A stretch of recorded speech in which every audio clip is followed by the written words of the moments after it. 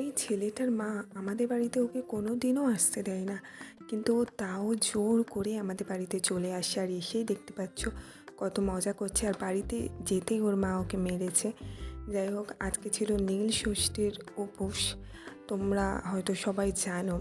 তো আমি স্নান টান করে সকালবেলা এখানে বই পড়তে বসে গিয়েছিলাম, কারণ আমার অনেক লেখাই বাকি ছিল, মানে অনেকটা হয়েও গিয়েছিল। আর বই পড়তে বসে এখানে আমি ড্রয়িং করতে বসে গিয়েছি। আর এই ড্রয়িংটা আমি কাপড়ের ওপরে করতেই মানে করা স্টার্ট করে দিয়েছি, দেখতেই পাচ্ছ।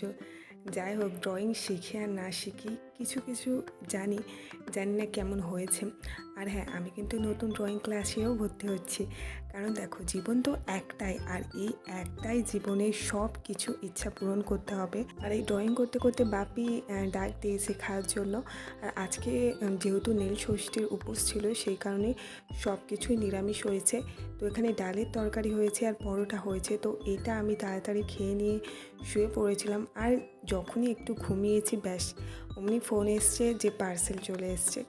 যাই হোক, এইটা আমি অনেক দিন থেকে অর্ডার দেওয়ার কথা ভাবছিলাম, বাট এখন দেখলাম অফারে আছে, তো সেই কারণে এখনই অর্ডার দিয়ে দিলাম।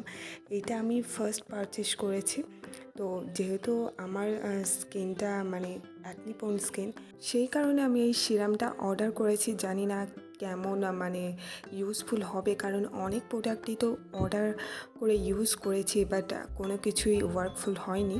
যাই হোক, এর প্যাকেজিংটা কিন্তু খুবই সুন্দর, আর এর ভিতরে একটা কাগজে ছিল যাতে অনেক কিছু লেখা ছিল।